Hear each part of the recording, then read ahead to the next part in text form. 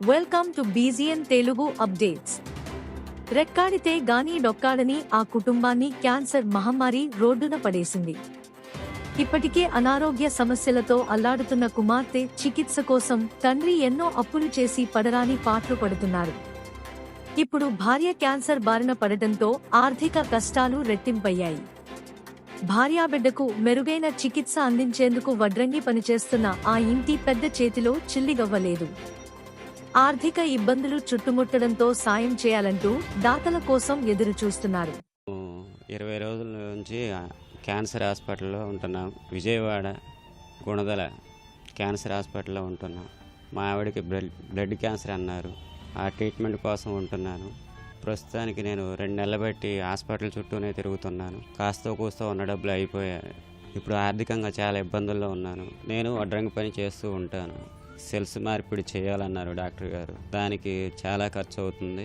ఆరోగ్యశ్రీ నుంచి కొంత అమౌంట్ వస్తుందండి. ఇది కాకుండా ఇంకా చూసుకోమన్నారు. చాలా ఖర్చు అవుతుంది. ఇంకా 10 లక్షల దాకా అవుతుందండి ఖర్చు. ఆరోగ్యశ్రీ పోగా ఇంకా చేయవలసిన టెస్టులు ఉన్నాయి.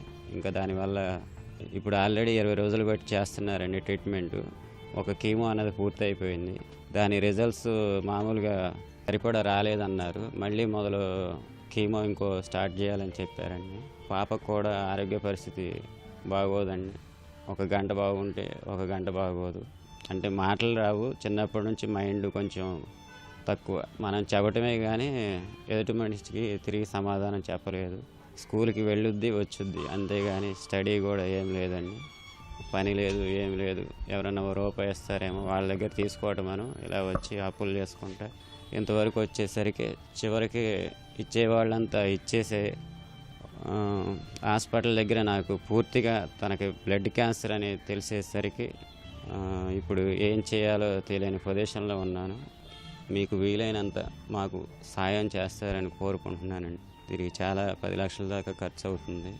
పాప కోసం, మా కోసం, మా ఆవిడ బయటికి రావాలని మీరు అనుకొని నాకు కావాల్సిన సాయం చేస్తారని అనుకుంటున్నాను. మా మమ్మీకి బ్లడ్ క్యాన్సర్ అని తెలియడం వల్ల విజయవాడ గుణద హాస్పిటల్లో ఉంటున్నాం. 20 లక్షల దాకా ట్రీట్మెంట్కి డబ్బులు అవసరం అన్నారు. ఆరోగ్యశ్రీ మీద 11 లక్షలు వస్తాయన్నారు. ఇంకా 9 లక్షల వరకు అవసరం.